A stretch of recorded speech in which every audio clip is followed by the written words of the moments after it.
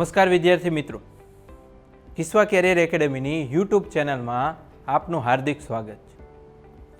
આજે નવા જ એક વિષયનો પરિચય મેળવીશું। પીએસઆઈ, એએસઆઈ અને કોન્સ્ટેબલ જેવી પરીક્ષામાં આ બે વિષયનો સમાવેશ કરવામાં આવ્યો છે। એક વિષય છે મનોવિજ્ઞાન અને બીજો વિષય છે સમાજશાસ્ત્ર। તો આજે આપણે સમાજશાસ્ત્રનો પરિચય મેળવીશું। આ બે વિષય મનોવિજ્ઞાન અને સમાજશાસ્ત્ર પીએસઆઈની પરીક્ષા હોય, એએસઆઈની પરીક્ષા હોય કે કોન્સ્ટેબલની પરીક્ષા હોય, એની અંદર આ વિષયના પ્રશ્નો પૂછવામાં આવે છે। તો આજે આપણે સમાજશાસ્ત્ર વિષયની સામાન્ય ચર્ચા કરીએ। ખાસ કરીને આ વિષય માટે આ વિષયની શરૂઆત ક્યારથી થાય? તો આ વિષયની શરૂઆત ધોરણ 10માં ઓછા ટકા આવે અને આપણે આર્ટ્સ એટલે કે વિનયન વિદ્યા શાખામાં પ્રવેશ મેળવીએ તો આ વિષય આપણે ભણવાનો થાય, જેનું નામ છે સમાજશાસ્ત્ર અને બીજો એક વિષય છે મનોવિજ્ઞાન। અને આ બંને વિષયનો સમાવેશ પીએસઆઈ, એએસઆઈ અને કોન્સ્ટેબલ જેવી પરીક્ષામાં કરવામાં આવે। શા માટે કરવામાં આવે? તો મનોવિજ્ઞાન એટલે કે સાયકોલોજી।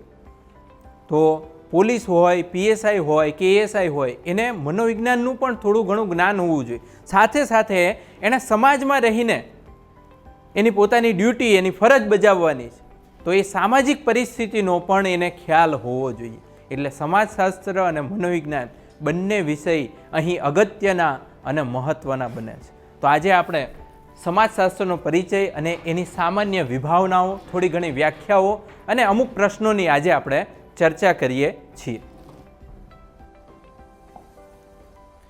તો વિજ્ઞાનની વાત કરીએ તો વિજ્ઞાનના મુખ્યત્વે બે પ્રકાર પડે છે। એક છે ભૌતિક અને પ્રાકૃતિક વિજ્ઞાન અને બીજું છે સામાજિક વિજ્ઞાન। અને આ સામાજિક વિજ્ઞાનમાંથી એની એક શાખા એટલે કે સમાજશાસ્ત્ર। અને અહીંયા ભૌતિક અને પ્રાકૃતિક વિજ્ઞાનની મુખ્યત્વે ત્રણ શાખા પડે: અર્થશાસ્ત્ર, માનવશાસ્ત્ર અને રાજ્યશાસ્ત્ર। સમાજશાસ્ત્ર ક્યાંથી ઉદ્ભવ્યું? તો કે એ ઉદ્ભવ્યું છે સામાજિક વિજ્ઞાનમાંથી। સમાજશાસ્ત્રની જો કોઈ શાખા હોય તો એને સામાજિક વિજ્ઞાન તરીકે ઓળખવામાં આવે છે। ત્યાર પછી આ સમાજશાસ્ત્ર શબ્દનો ઉદ્ભવ કઈ રીતે થયો એની ચર્ચા કરીએ તો સોશિયોલોજી, તો સોશિયોસ પ્લસ લોગોસ એવા બે શબ્દથી આ સોશિયોલોજી શબ્દ બન્યો છે। આ સોશિયોસ એ લેટિન ભાષાનો શબ્દ છે અને લોગોસ એ ગ્રીક શબ્દ છે। એના ઉપરથી સોશિયો અને લોજી એવો શબ્દ બન્યો। એનો અર્થ મેળવીએ।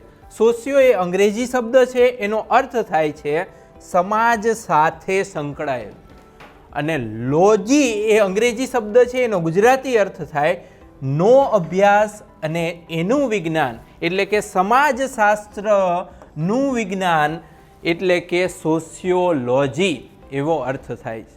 તો પ્રશ્ન પૂછાઈ શકે, સોશિયોલોજી કઈ ભાષાનો શબ્દ છે? તો કે ગ્રીક ભાષાનો છે અને એ લેટિન શબ્દમાંથી બનેલો છે। ત્યારબાદ આગળ જોઈએ, સમાજશાસ્ત્રની વ્યાખ્યાનો પરિચય મેળવીએ।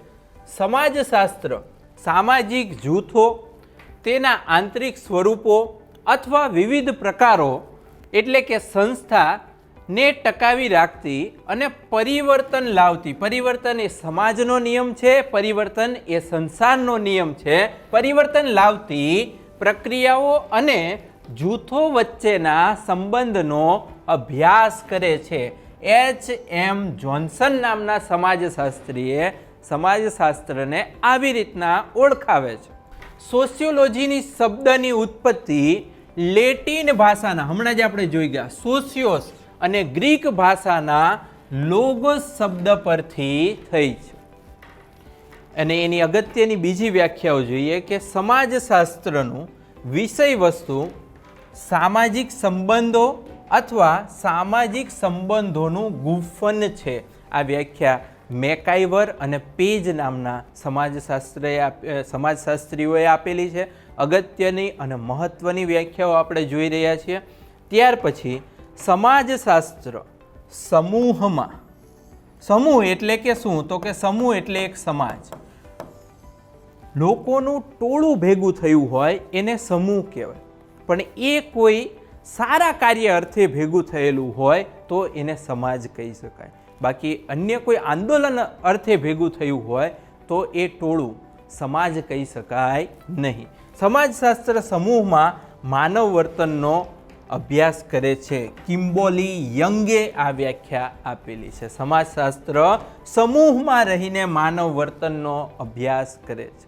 અને સમાજશાસ્ત્રની એક શાખા જે મનોવિજ્ઞાન સાથે સંકળાયેલી છે તેને સામાજિક મનોવિજ્ઞાન તરીકે પણ ઓળખવામાં આવે છે. સમાજશાસ્ત્ર માનવ જીવનના સામાજિક પાસાઓનો વૈજ્ઞાનિક રીતે એટલે કે વૈજ્ઞાનિક દ્રષ્ટિકોણથી તેનો અભ્યાસ કરે છે.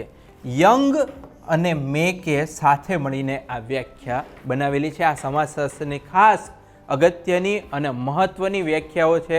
ત્યાર પછી આપણે આગળ જોઈએ. નોંધ. વિલિયમ ગ્રેહામ સ્મનરના પ્રયત્નથી સમાજશાસ્ત્રનું પ્રારંભિક બાબતોની ચર્ચા કરીએ છીએ. સમાજશાસ્ત્રના પ્રારંભની વાત કરીએ છીએ. વિલિયમ ગ્રેહામ સ્મનરના પ્રયત્નથી સમાજશાસ્ત્રનું અધ્યયન અને અધ્યાપન કાર્ય શરૂ થયું.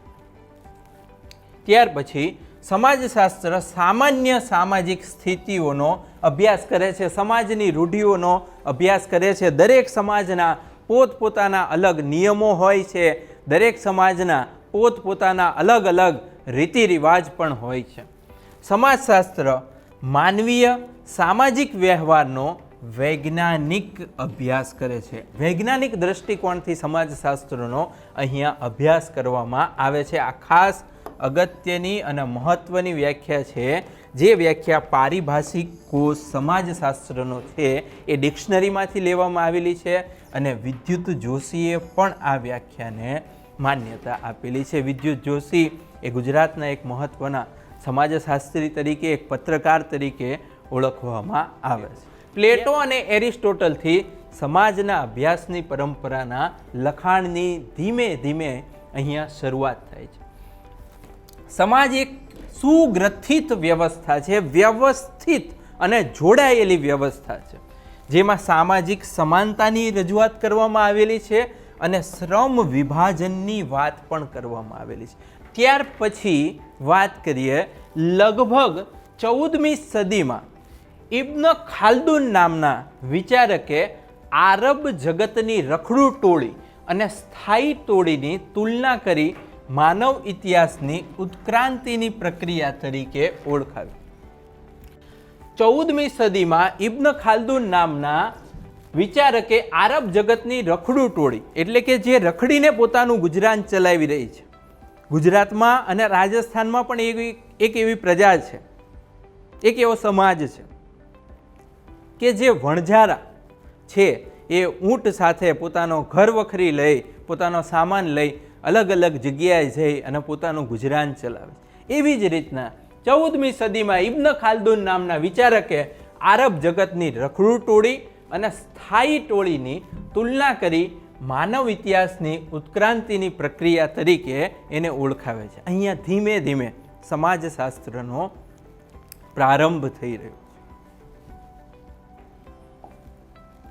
ત્યાર પછી 1890માં યુનિવર્સિટી ઓફ કેન્સાસમાં એલિમેન્ટ્સ ઓફ સોશિયોલોજી સમાજશાસ્ત્રના તત્વોનો અભ્યાસક્રમ શરૂ થયો અને અન્ય વિચારકો પણ પોતાના વિચારને રજૂ કરે છે. સમાજશાસ્ત્ર વિષયક પોતાના વિચારને રજૂ કરે છે, જેમાં થોમસ હોબ્સ, જ્હોન લોક, વિકો, મોન્ટેસ્ક્યુ, રૂસો અને સેન્ટ સિમોન જેવા વિચારકોનો નોંધપાત્ર ફાળો રહ્યો છે. જ્યારે સમાજશાસ્ત્રનો પ્રારંભ થઈ રહ્યો હતો ત્યારે થોમસ હોબ્સ, જ્હોન લોક, વિકો, મોન્ટેસ્ક્યુ, રૂસો અને સેન્ટ સિમોન જેવા વિચારકોનો ખૂબ જ મહત્વનો અને નોંધપાત્ર ફાળો રહેલો છે.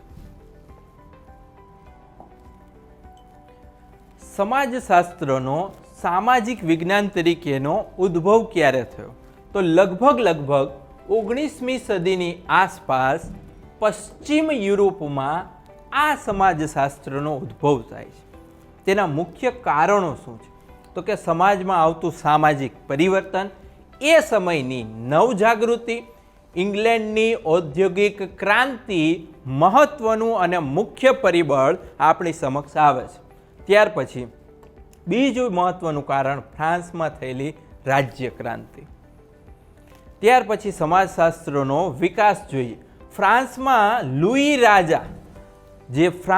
લુઈ રાજાઓની શ્રેણી થઈ ગઈ. એ લુઈ રાજાની અન્યાયી શાસન વ્યવસ્થા હતી અને એ અન્યાયી શાસન વ્યવસ્થાના કારણે સમાજમાં એક અવ્યવસ્થા ઊભી થઈ અને આ અવ્યવસ્થા ઊભી થતાં ફ્રાન્સનો જે દેશ હતો અન્ય રાષ્ટ્રના સંપર્કમાં આવે છે, ત્યાંની પરિસ્થિતિનો અભ્યાસ કરે છે અને પોતાના થયેલા અન્યાય સામે એ સમયના પ્રજાજનો એ રાજા સામે બંડ પોકારે છે. રાષ્ટ્રો એકબીજાના સંપર્કમાં આવ્યા. હમણાં જ આપણે ચર્ચા કરી. ફ્રાન્સના વિચારક દાર્શનિક પરિસ્થિતિમાં સમાજને જોવાનો વૈજ્ઞાનિક દૃષ્ટિકોણ અપનાવે છે. દાર્શનિક પરિસ્થિતિ એટલે કે અહીંયા તત્વજ્ઞાન જેવા બાબતો અને જેવે વિષયોનો પણ સમાવેશ કરી શકાય. સમાજમાં બની ગયેલી ઘટનાને વૈજ્ઞાનિક અભ્યાસ સમાજશાસ્ત્રમાં કરવામાં આવે છે. ઈસવીસન 1830થી લઈ અને 1842 સુધીમાં એક પુસ્તકનું પ્રકાશન કરવામાં આવ્યું, જે પુસ્તકનું નામ છે પોઝિટિવ ફિલોસોફી. આ પોઝિટિવ ફિલોસોફી ઓગસ્ટ કોન્ત, કે જે સમાજશાસ્ત્રના પિતા તરીકે ઓળખવામાં આવે છે, 2017ની PSIની પરીક્ષામાં પ્રશ્ન પૂછવામાં આવ્યો હતો કે સમાજશાસ્ત્રના પિતા તરીકે કોને ઓળખવામાં આવે છે. એમાં જુદા જુદા ઓપ્શન આપેલા. ઓપ્શન એમાં આપ્યું હતું ઓગસ્ટ કોન્ત, ઓપ્શન બીમાં આપ્યું હતું ડૉક્ટર G.S. ધુર્ય. તો જવાબ અહીંયા પસંદ કરવાનો થાય ઓગસ્ટ કોન્ત. પણ આપણને પ્રશ્ન એવો પૂછવામાં આવ્યો હોય કે ભારતીય સમાજશાસ્ત્રના પિતા તરીકે કોને ઓળખવામાં આવે છે, તો જવાબ લખવાનો થાય ડૉક્ટર G.S. ધુર્ય. ગોવિંદ સદાશિવ ધુર્ય એ ભારતીય સમાજશાસ્ત્રના પિતા છે. એમણે આ 6 ભાગમાં પુસ્તક પ્રકાશિત કરેલું. લગભગ 12 વર્ષ લાગ્યા હતા આ પુસ્તક તૈયાર કરતા, જે પુસ્તકનું નામ છે પોઝિટિવ ફિલોસોફી. 6 ભાગમાં લખાયું છે. એના લેખક તરીકે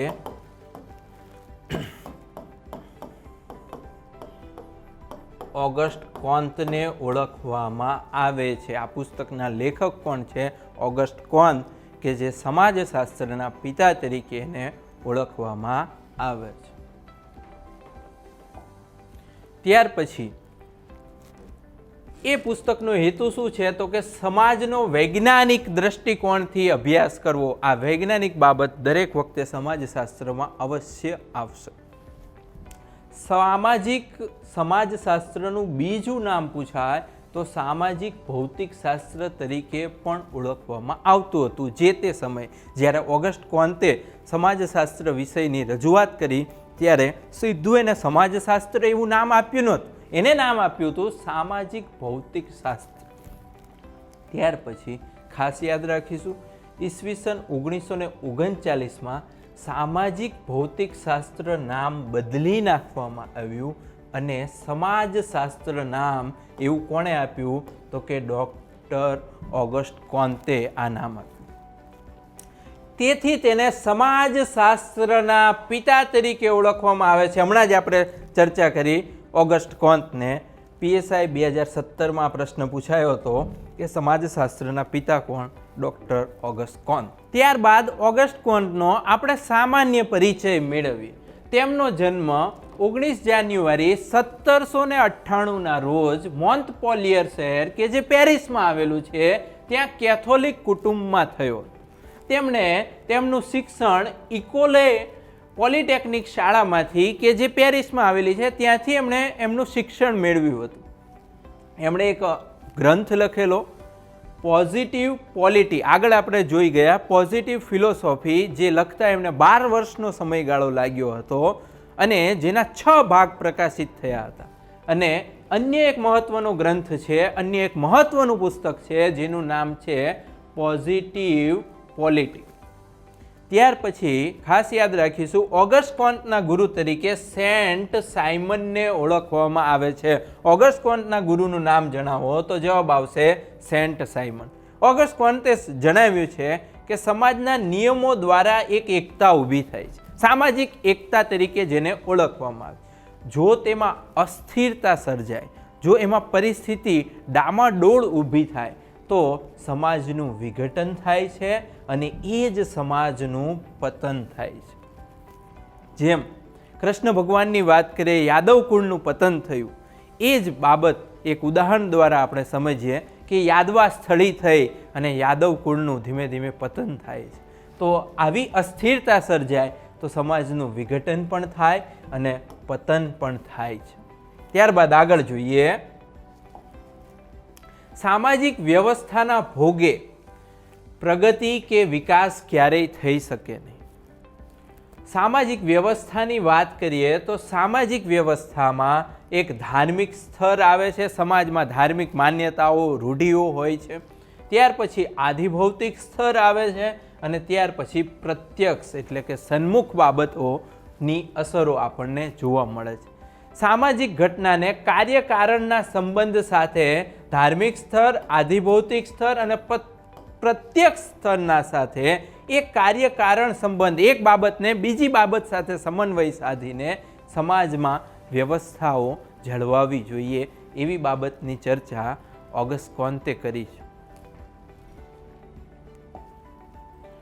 આ સમાજશાસ્ત્રમાં કઈ કઈ બાબતો આપણને જોવા મળે છે? એક તો ઐતિહાસિક પદ્ધતિ કે પહેલા માનવ વાનર હતો, ત્યાર પછી ધીમે ધીમે એની ઉત્ક્રાંતિ થઈ, વાનરમાંથી માનવ બન્યો, માનવમાંથી મહામાનવ બન્યો અને મહામાનવમાંથી એ મહાત્મા બનવા તરફ ગતિ કરે છે, પ્રયાણ કરે છે.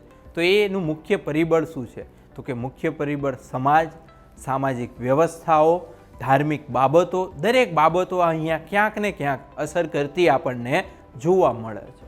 તો સમાજશાસ્ત્રમાં ઐતિહાસિક પદ્ધતિ, ત્યાર પછી નિરીક્ષણ, ત્યાર પછી પ્રયોગ પદ્ધતિ અને તુલના કરવામાં આવે છે. એક સમાજની બીજા સમાજ સાથે તુલના કરવામાં આવે છે કે બંનેની સામાજિક વ્યવસ્થામાં કઈ કઈ બાબતોનો સમન્વય જોવા મળે અથવા કઈ કઈ બાબતો અલગ જોવા મળે, તો એ તુલનાત્મક અભ્યાસ પણ કરવામાં આવે છે.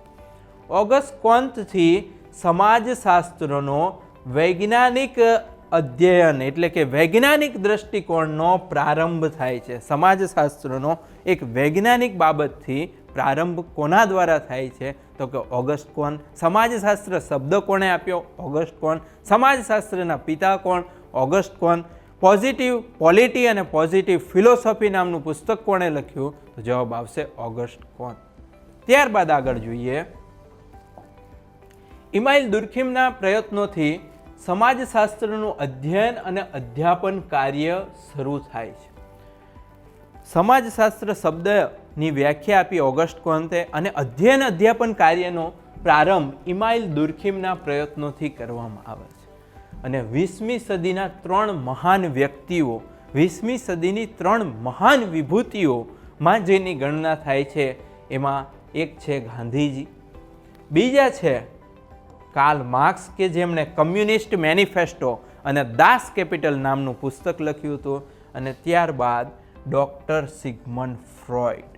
આ 3 મહાન વિભૂતિ 20મી સદીની એમાં એમની ગણના થાય છે. ગાંધીજી, કાર્લ માર્ક્સ અને ડૉક્ટર સિગમન્ડ ફ્રોઈડ. ક્યાંક ને ક્યાંક સમાજશાસ્ત્ર સાથે, ક્યાંક ને ક્યાંક મનોવિજ્ઞાન સાથે અને ક્યાંક ને ક્યાંક સામાજિક પરિસ્થિતિ સાથે સંકળાયેલી આ 3 મહાન વિભૂતિ છે.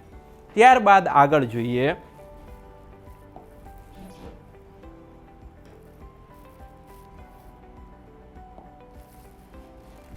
વાત કરીએ કાર્લ માર્ક્સની.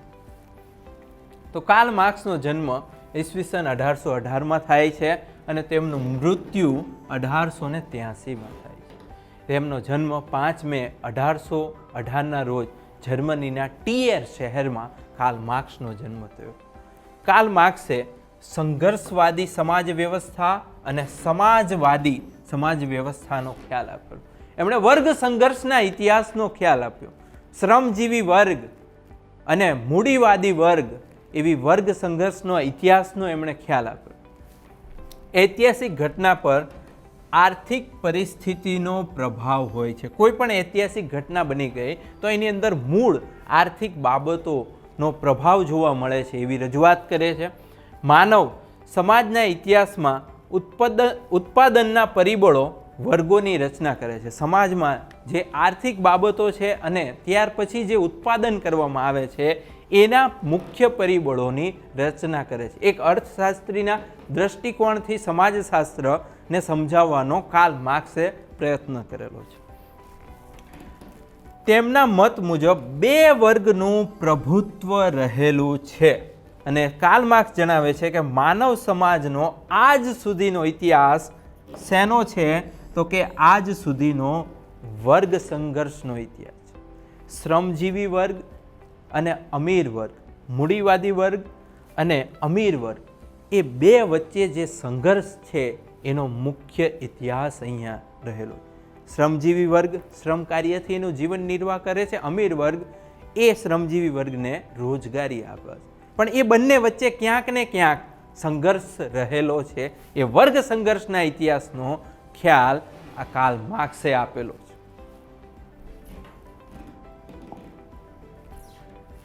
માલિક નોકરનું શોષણ કરે છે, તેથી તેને શોષિત વર્ગ તરીકે ઓળખવામાં આવે છે. આ કાર્લ માર્ક્સે કમ્યુનિસ્ટ મેનિફેસ્ટો એમનું અગત્યનું પુસ્તક છે એમાં જણાવ્યું છે. એણે બે વર્ગની વાત કરેલી છે. એક છે માલિક વર્ગ, ધનિક વર્ગ, તવંગર વર્ગ, અને બીજો છે મજૂર વર્ગ એટલે કે શ્રમજીવી વર્ગ. આ બંને વચ્ચે ક્યાંક ને ક્યાંક સમન્વય ન સધાય તો સંઘર્ષ ઉત્પન્ન થાય છે એવી રજૂઆત કરે છે.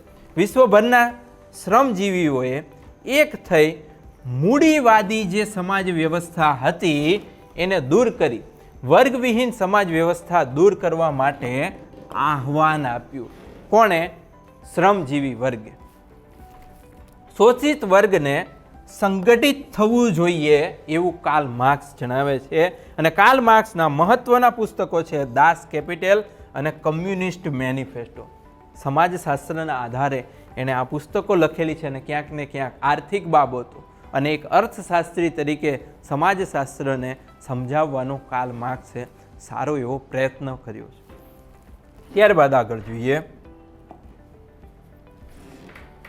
અન્ય એક સમાજશાસ્ત્રીનો પરિચય કેળવીએ જેમનું નામ છે ઇમાઇલ દુર્ખીમ. ફ્રાન્સના વોસાજી શહેરમાં 13 એપ્રિલ 1858માં એમનો જન્મ થાય છે. શિક્ષણ એમને ઇકોલે પોલિટેકનિકમાંથી મેળવ્યું હતું અને યહૂદી કુટુંબમાંથી એ આવતા હતા. સમાજશાસ્ત્ર એ મનુષ્યને શું શીખવાડે છે તો કે સમાજશાસ્ત્ર મનુષ્યને જીવન જીવવાની કળા શીખવે છે. તેમાં શેનું મહત્વ હોય છે તો કે સામાજિક તથ્યોનું મહત્વ હોય છે.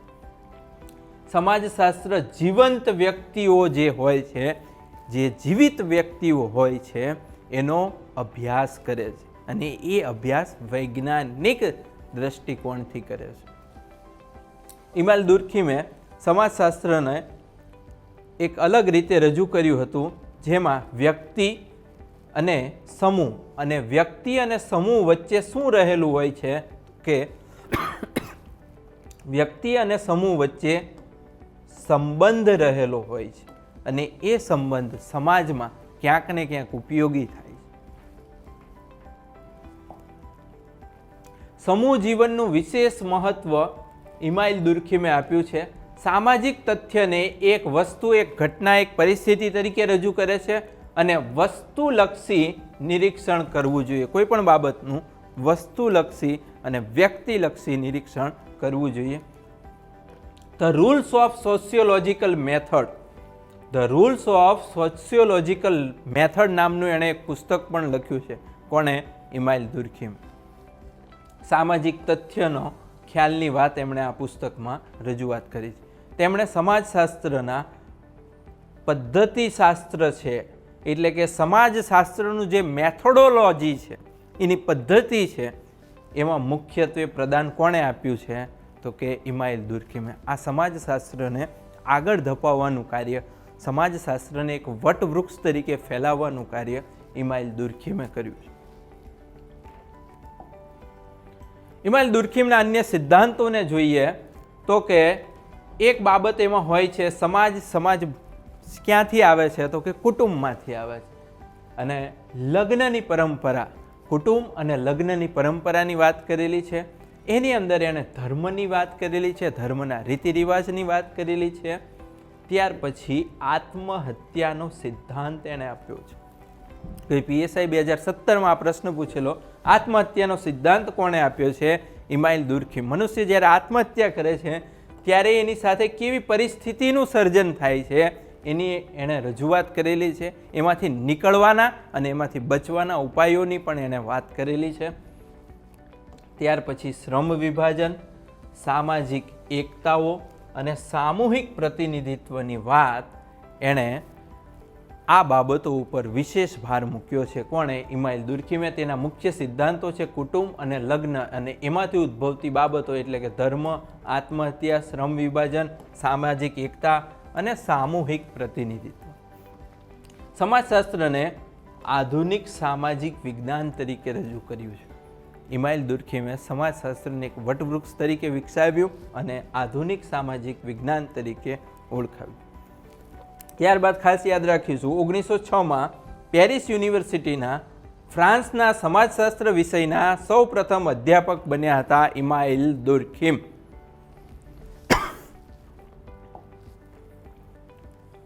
ઇમાનુએલ દુર્કીમે મધ્ય આફ્રિકા, ઓસ્ટ્રેલિયા અને ન્યૂ ગિયાનાના આદિવાસી વિષયોનો અભ્યાસ કરેલો. મધ્ય આફ્રિકા, ઓસ્ટ્રેલિયા અને ન્યૂ ગિયાનાના આદિવાસી વિષયનો એમણે અભ્યાસ કર્યો હતો. ત્યાર પછી વાત કરીએ હર્બર્ટ સ્પેન્સર. હર્બર્ટ સ્પેન્સરનો જન્મ 1820 ઇંગ્લેન્ડમાં થયો હતો.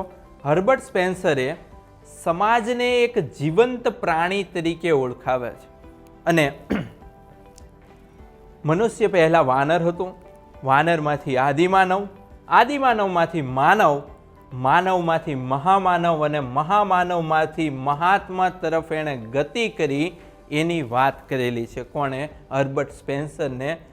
માનવી એક જીવંત પ્રાણી છે એવું હર્બર્ટ સ્પેન્સર જણાવે છે. સામાજિક ઉત્ક્રાંતિવાદનો ખ્યાલ કોણે આપ્યો? તો ખાસ યાદ રાખજો, સામાજિક ઉત્ક્રાંતિવાદનો ખ્યાલ હર્બર્ટ સ્પેન્સરે. પ્રશ્ન એવો પૂછાય કે ઉત્ક્રાંતિવાદનો ખ્યાલ કોણે આપ્યો? ઉત્ક્રાંતિવાદના પ્રણેતા કોણ? તો જવાબ આવે ચાર્લ્સ ડાર્વિન. પણ અહીંયા શબ્દ ઉમેરાય કે સામાજિક ઉત્ક્રાંતિવાદ, તો જવાબ આવે હર્બર્ટ સ્પેન્સર. સામાજિક ઉત્ક્રાંતિવાદના પ્રણેતા છે હર્બર્ટ સ્પેન્સર, જેમણે માનવ અને સમાજની વાત કરેલી છે. ખાસ યાદ રાખીશું, માનવી એક સામાજિક પ્રાણી છે. આ વાત કોણે કહી છે? એરિસ્ટોટલે. પણ માત્ર ઉત્ક્રાંતિવાદના પ્રણેતા તરીકે ચાર્લ્સ ડાર્વિનને ઓળખવામાં આવે છે. પણ આગળ શબ્દ ઉમેરાય સામાજિક ઉત્ક્રાંતિવાદ, તો જવાબ આવે હર્બર્ટ સ્પેન્સર. સમાજ એક જીવંત પ્રાણી છે, હમણાં જ આપણે ચર્ચા કરી. શરીર જેમ જુદા જુદા ભાગોનું બનેલું છે તેમ સમાજ પણ જુદા જુદા ભાગોનો બનેલો છે. સમાજને જીવંત રાખવા સાથે મળીને, સમૂહમાં મળીને, સંઘ શક્તિ દ્વારા વધારે વિશેષ રીતે કાર્ય કરી શકાય એવું હર્બર્ટ સ્પેન્સર સામાજિક બાબતોમાં જણાવે છે. પ્રાણીઓની જેમ સમાજની પણ ઉત્ક્રાંતિ થવી જોઈએ. ચાર્લ્સ ડાર્વિને એવું કહ્યું કે માનવ જે છે એના પૂર્વજો વાનર હતા. એટલું કહીને ચાર્લ્સ ડાર્વિને એની ઉત્ક્રાંતિવાદનો સિદ્ધાંત આપ્યો. પણ હર્બર્ટ સ્પેન્સરે એવું કહ્યું કે માનવને સમાજમાં લાવો અને સમાજની ઉત્ક્રાંતિ દ્વારા માનવની ઉત્ક્રાંતિ કરવામાં આવે અને સામાજિક ઉત્ક્રાંતિવાદનો આખો એને ખ્યાલ રજૂ કર્યો. એટલે સામાજિક ઉત્ક્રાંતિવાદના પ્રણેતા તરીકે હર્બર્ટ સ્પેન્સરને ઓળખવામાં આવે છે અને ઉત્ક્રાંતિવાદના પ્રણેતા તરીકે ચાર્લ્સ ડાર્વિનને ઓળખવામાં આવે છે. તેના મહત્ત્વના પુસ્તકો જોઈએ તો ધ સ્ટડી ઓફ સોશિયોલોજી ઈસવીસન 1873માં એમણે રજૂ કરેલું. ધ પ્રિન્સિપલ ઓફ સોશિયોલોજી ઈસવીસન 1876માં રજૂ કર્યું હતું. હર્બર્ટ સ્પેન્સરના બે અગત્યના પુસ્તકો છે, the study of sociology and the principal of sociology. ત્યારબાદ આગળ વાત કરીએ કે હા, હર્બર્ટ સ્પેન્સરથી પ્રભાવિત કોણ થયું? તો હર્બર્ટ સ્પેન્સરથી પ્રભાવિત થયા હતા ગુજરાતના ક્રાંતિકારી શ્યામજી કૃષ્ણ વર્મા. ગુજરાતના ક્રાંતિકારી શ્યામજી કૃષ્ણ વર્માએ તેમના લંડન નિવાસ દરમિયાન તેમનાથી ખૂબ જ પ્રભાવિત થયા હતા. કોનાથી? હર્બર્ટ સ્પેન્સરથી. હર્બર્ટ સ્પેન્સરના અવસાન બાદ, એમના મૃત્યુ પછી હર્બર્ટ સ્પેન્સર ફેલોશિપ જાહેર કરી અને શ્યામજી કૃષ્ણ વર્મા ઇન્ડિયન સોશિયોલોજિસ્ટ નામનું એક સામાયિક પણ પ્રકાશિત કરે છે. ત્યાર પછી અન્ય એક સમાજશાસ્ત્રીની ચર્ચા કરીએ જેમનું નામ છે મેક્સ વેબર. તેમનો જન્મ 21 એપ્રિલ 1864માં જર્મનીના બર્લિન શહેરમાં થયો હતો. એમનું મુખ્ય પ્રદાન છે સામાજિક ક્રિયાઓ, સામાજિક પરિસ્થિતિઓ, સામાજિક આંતરક્રિયાઓ. અભ્યાસ પદ્ધતિ એમણે રજૂ કરી છે આદર્શ પ્રકારની. કેવા આદર્શ પ્રકાર? તો કે પ્રાકૃતિક અને સામાજિક વિજ્ઞાન બે વચ્ચેનો તફાવત દૂર કરો. પ્રાકૃતિક, કુદરત, નિસર્ગની અને સામાજિક વિજ્ઞાન બે વચ્ચે જે તફાવત છે, બે વચ્ચેનો જે ગેપ છે, એને દૂર કરવાનો પ્રયત્ન કરવો જોઈએ એવી એમણે રજૂઆત કરેલી. સમાજમાં વ્યક્તિ દ્વારા કરવામાં આવતી અર્થપૂર્ણ ક્રિયાઓ કે જેનો કોઈને કોઈ સારો હેતુ, સારો ઉદ્દેશ્ય અથવા સારો આશય હોય તેને સામાજિક ક્રિયા અથવા સામાજિક આંતરક્રિયા તરીકે પણ ઓળખવામાં આવે છે. અગાઉ આપણે વ્યાખ્યા જોઈ ગયા કે સામાજિક ગુફન એટલે કે સમાજશાસ્ત્ર મેકાઈવર અને પેજ એવું કહ્યું છે. તો સમાજમાં વ્યક્તિ દ્વારા કરવામાં આવતી અર્થપૂર્ણ ક્રિયા કે જેનો હેતુ કે ઉદ્દેશ્ય સારો હોય, યોગ્ય હોય. કોઈ કાર્ય અર્થે, કોઈ યોગ્ય કાર્ય અર્થે લોકો ભેગા થાય તો એને સામાજિક બાબતો, સામાજિક ક્રિયા કહેવાય. પરંતુ કોઈ આંદોલનના કારણે, કોઈ ઘટનાના કારણે કોઈક ટોળું ભેગું થાય અને અવ્યવસ્થા ઊભી થાય તો એમાં વિઘટન થાય, ભેદભાવ થાય, એવી ઘટનાઓ બનતી હોય છે. એટલે કે સમાજમાં વ્યક્તિ દ્વારા કરવામાં આવતી અર્થપૂર્ણ અને યોગ્ય ક્રિયા તેને કહેવામાં આવે છે સામાજિક ક્રિયા. ત્યાર પછી આગળ જોઈએ તો મેક્સ વેબરે સત્તાના 3 પ્રકાર દર્શાવ્યા છે. એક તો બૌદ્ધિક સત્તા, આઈક્યુની ચર્ચા કરી છે. ત્યાર પછી પરંપરાગત સત્તા અને ત્યાર પછી વિભૂતિ સમાન સત્તા, વિશિષ્ટ સત્તા. અર્થવ્યવસ્થા ઉપર ધર્મનો પ્રભાવ હોય છે. અર્થવ્યવસ્થા જે હોય છે એની અંદર ધાર્મિક બાબતોનો પ્રભાવ ક્યાંક ને ક્યાંક રહેલો છે. એ કઈ રીતે? તો કે એક તફાવત દ્વારા સમજાવવાનો પ્રયત્ન કરે છે. ક્રિશ્ચન સમાજ એટલે કે ખ્રિસ્તી સમાજના 2 વિભાગ પડે છે. એક છે કેથોલિક સંપ્રદાય અને બીજો છે પ્રોટેસ્ટન્ટ સંપ્રદાય. આ બંને વચ્ચે તફાવત રહેલો છે. જેમણે વાત કરી છે કે અર્થવ્યવસ્થાનો પ્રભાવ મૂળ ધર્મ ઉપર આધારિત હોય છે. તો કેથોલિક સંપ્રદાય અને પ્રોટેસ્ટન્ટ સંપ્રદાય, આ ખ્રિસ્તી ધર્મના 2 સંપ્રદાયની વાત કરેલી છે. જે કેથોલિક સંપ્રદાય જે હોય છે આ લોકો પરંપરાગત હોય છે, રૂઢિચુસ્ત હોય છે. પ્રોટેસ્ટન્ટ સંપ્રદાયના લોકો સાહસ વૃત્તિ ધરાવનાર હોય છે. વ્યવસાય, આ લોકો પરંપરાગત વ્યવસાય કરે છે અને અહીંયા વ્યવસાય મૂડીવાદી એટલે કે વહીવટીય જે સ્થાન હોય છે, મુખિયાનું સ્થાન, સરપંચનું સ્થાન, એવું સ્થાન પ્રોટેસ્ટન્ટ સંપ્રદાયમાં વિશેષ સ્વરૂપે જોવા મળે. ત્યાર પછી ધાર્મિક શિક્ષણનું ખૂબ જ વધારે મહત્વ કેથોલિક સંપ્રદાયમાં હોય છે અને આ તરફ જોઈએ તો ધાર્મિક શિક્ષણનું નહિવત એટલે કે ઓછું મહત્વ જોવા મળે છે. શેમાં? પ્રોટેસ્ટન્ટ સંપ્રદાય. આ વાતની રજૂઆત ધર્મના આધારિત હોય છે એટલે કે અર્થવ્યવસ્થા ઉપર ધર્મનો પ્રભાવ, ધાર્મિક બાબતોનો પ્રભાવ આપણને જોવા મળે છે. એવી વાતની રજૂઆત મેક્સ વેબર નામના સમાજશાસ્ત્રીએ કરેલી હતી. ત્યારબાદ આગળ જોઈએ, સમાજશાસ્ત્રની વાત કરીએ હવે ભારતમાં.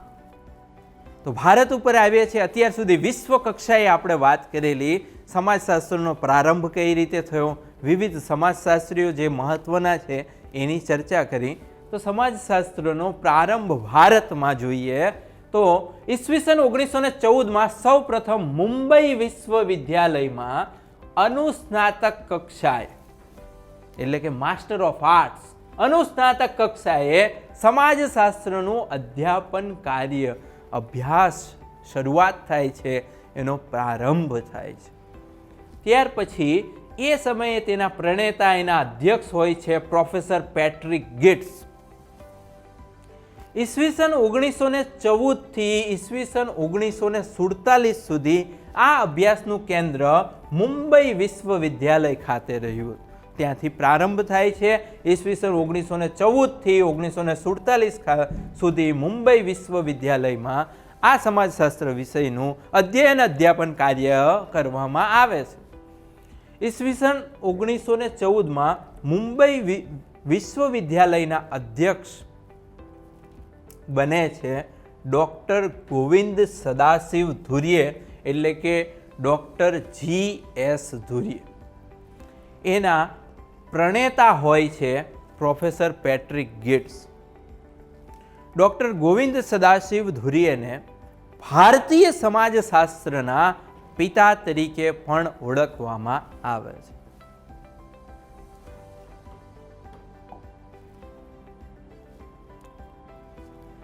ભારતીય સમાજશાસ્ત્રના પિતા ડૉક્ટર ગોવિંદ સદાશિવ ધુર્ય, એટલે કે GS ધુર્ય, 1952માં ઇન્ડિયન સોશિયોલોજિકલ સોસાયટીની સ્થાપના કરે છે. ઇન્ડિયન સોશિયોલોજિસ્ટ નામનું સામાયિક શ્યામજી કૃષ્ણ વર્મા પ્રકાશિત કરે છે. અને અહીંયા 1952માં ઇન્ડિયન સોશિયોલોજિકલ સોસાયટીની સ્થાપના કરે છે અને એના અધ્યક્ષ હોય છે ડૉક્ટર GS ધુર્ય. અને ત્યાંથી એક સામાયિક બહાર પાડવામાં આવે છે સોશિયોલોજિકલ બુલેટિન, અને એના સંપાદક પણ ડૉક્ટર GS ધુર્ય. ડૉક્ટર GS ધુર્યના માર્ગદર્શન હેઠળ 55 વિદ્યાર્થીઓએ સમાજશાસ્ત્ર વિષયમાં PhDની પદવી પ્રાપ્ત કરી છે. ડૉક્ટર ઓફ ફિલોસોફીની પદવી ડૉક્ટર ધુર્યના માર્ગદર્શન હેઠળ સમાજશાસ્ત્ર વિષયમાં 55 વિદ્યાર્થીઓએ આ પદવી પ્રાપ્ત કરી છે. ત્યાર પછી વાત કરીએ કે સમાજશાસ્ત્રના અભ્યાસનું કેન્દ્ર બિંદુ મુંબઈ યુનિવર્સિટી, કેમ કે ત્યાંથી જ તો આ વિષયનો પ્રારંભ થયો હતો, મુંબઈ વિશ્વવિદ્યાલય ખાતે. ત્યારબાદ 1917માં ઉજેન્દ્રનાથ શીલ દ્વારા સમાજશાસ્ત્ર વિષયના શિક્ષણનો શરૂઆત થાય છે કોલકાતા યુનિવર્સિટી સાથે. અને આ જ યુનિવર્સિટી ખાતે સૌપ્રથમ મનોવિજ્ઞાન વિષયનો પણ પ્રારંભ થયો હતો. ત્યારબાદ ધીમે ધીમે ભારતમાં જુદી જુદી યુનિવર્સિટીમાં આ વિષયનો પ્રારંભ થાય છે. લખનૌ વિશ્વવિદ્યાલયમાં રાધાકમલ મુખર્જી, લખનૌ વિશ્વવિદ્યાલયમાં રાધાકમલ મુખર્જી અને DP મુખર્જીના પ્રયત્નથી આ વિષયનો પ્રારંભ થાય. ત્યારબાદ પુણે વિશ્વવિદ્યાલયમાં ઈરાવતી કર્વે દ્વારા આ સમાજશાસ્ત્ર વિષયનો પ્રારંભ કરવામાં આવે છે. ત્યાર પછી ICSSR, એનું પૂરું નામ જોઈએ તો Indian council of social science research. ICSSR, Indian council of social science research, 1947 પછી ઘણી સંસ્થામાં શાળામાં સ્નાતક અને અનુસ્નાતક કક્ષાએ આ વિષય ભણવામાં આવે છે. આ ભારતની એક સામાજિક સંસ્થાનું નામ છે ICSSR દ્વારા, Indian council of social science research. 1947 પછી ઘણી સંસ્થાઓમાં શાળા મહાશાળામાં સ્નાતક અને અનુસ્નાતક કક્ષાએ આ વિષયનો પ્રારંભ કરવામાં આવ્યો હતો. આ વિષયની શરૂઆત ક્યારથી થાય છે તો અગાઉ જ આપણે વાત કરી કે ધોરણ 10માં ઓછા ટકા આવે અને આર્ટ્સ વિષય રાખીએ, વિનયન વિષય રાખીએ, તો ધોરણ 10 પછી ધોરણ 11માં આર્ટ્સ વિનયન વિદ્યા શાખામાં અધ્યયન કરાવવામાં આવે છે. યુજીસી યુનિવર્સિટી ગ્રાન્ટ કમિશન દ્વારા આ વિષય માટે સહાય અને અનુદાન પણ આપવામાં આવે છે. ભારતીય સમાજશાસ્ત્રીઓની વાત કરીએ તો M N. Srinivas, S C. Dube, A R. Desai, D P. Mukherjee, David Hardiman, Yogendra Singh, A M. Shah, K M. Kapadia, D N. Majumdar, Andre Beteille, doctor Irawati Karve, Ramkrishna Mukherjee, doctor G S. Ghurye, Govind Sadashiv Ghurye, Radhakamal Mukherjee, Vijendranath Seal, N A. Thoothi, I P. Desai, Akshaykumar Desai, Neera Desai, તારાબહેન પટેલ, કૈલાસ સત્યાર્થી, પુષ્પાબેન મહેતા, ઈલાબેન Bhatt, doctor Kuppuswamy, doctor Rangarajan, doctor Pramila Kapoor, Sharadchandra Roy. આ બાબત એટલા માટે સમાવિષ્ટ કરી કે એક વખત પરીક્ષામાં પ્રશ્ન પૂછવામાં આવ્યો હતો કે નીચેનામાંથી કોણ સમાજશાસ્ત્રી નથી. પીએસઆઈ 2017ની પરીક્ષામાં એવો પ્રશ્ન પૂછવામાં આવેલો કે નીચેનામાંથી કોણ સમાજશાસ્ત્રી નથી અથવા કોણ સમાજશાસ્ત્ર સાથે સંકળાયેલ નથી. તો ભારતીય સમાજશાસ્ત્રીઓની આપણે એક નાનકડી એવી આ એક યાદી બનાવી છે. એના દ્વારા કદાચ આપણને માહિતી મળે કે આ બધા જ વ્યક્તિઓ છે એ ભારતીય સમાજશાસ્ત્રીઓ તરીકે ઓળખવામાં આવે છે. આમ તો આનું લિસ્ટ ઘણું લાંબુ થઈ શકે, પણ જે અગત્યના મહત્ત્વના છે એ બાબતોને આપણે અહીંયા સમાવિષ્ટ કરેલી જોઈ શકીએ છીએ. ત્યાર પછી વાત કરીએ સમાજશાસ્ત્ર આપણા ગુજરાતમાં. તો આ વિષયની શરૂઆત ગુજરાત વિદ્યાપીઠ સ્નાતક અને અનુસ્નાતક કક્ષાએ, ત્યારબાદ ગુજરાતની તમામ યુનિવર્સિટી, શાળા અને સંસ્થામાં શરૂઆત થાય છે આપણે ત્યાં ગુજરાતમાં. આ વિષયનું શું મહત્ત્વ રહેલું છે તો કે તાજેતરમાં લોકરક્ષક દળ એટલે કે પોલીસ કોન્સ્ટેબલ, એએસઆઈ, પીએસઆઈ અને અન્ય સ્પર્ધાત્મક કસોટીમાં પણ આ વિષયનો સમાવેશ કરવામાં આવેલો છે. એટલા માટે આ વિષયને એક ઓપ્શન તરીકે ન કાઢતા પ્રાથમિક બાબતો ધોરણ 11 અને ધોરણ 12નું પાઠ્યપુસ્તકમાંથી આપણે માહિતી મેળવીએ તો અવશ્ય આપણને સમાજશાસ્ત્રનો પરિચય મેળવી શકીએ. ત્યારબાદ ગુજરાતની વાત કરીએ તો ડૉક્ટર આઈ.પી. દેસાઈ, ત્યારબાદ ગુજરાતમાં વાત કરીએ તો ડૉક્ટર આઈ.પી. દેસાઈ એટલે કે ઈશ્વરભાઈ પ્રાગજીભાઈ દેસાઈ દ્વારા એક સંસ્થાની સ્થાપના કરવામાં આવે છે, સેન્ટર ફોર સોશિયલ સ્ટડીઝ. આ સંસ્થા ક્યાં આવેલી છે તો કે આ સંસ્થા સુરત ખાતે આવેલી છે. સેન્ટર ફોર સોશિયલ સ્ટડી નામની મુખ્ય સંસ્થા છે અને આ સંસ્થા દ્વારા એક સામયિક બહાર પાડવામાં આવે છે. એનું નામ છે અર્થાત નામનું સમાજશાસ્ત્રનું સામાયિક બહાર પાડવામાં આવે છે અને તેમાં વિવિધ લેખ પ્રકાશિત કરવામાં આવે છે. અને હમણાં જ આપણે ભારતીય સમાજશાસ્ત્રીની યાદી જોઈ. હવે જોઈએ ગુજરાતી સમાજશાસ્ત્રી. એ.એમ. શાહ, તારાબેન દેસાઈ, આઈ.પી. દેસાઈ, એન.એ. થુથી અને નીરા દેસાઈ એ ગુજરાતી સમાજશાસ્ત્રીઓ છે. સમાજશાસ્ત્ર વિષયને આગળ ધપાવવામાં આવા સમાજશાસ્ત્રીઓએ ગુજરાત તરફથી ખૂબ જ સારું એવું બહોળું પ્રદાન કર્યું છે.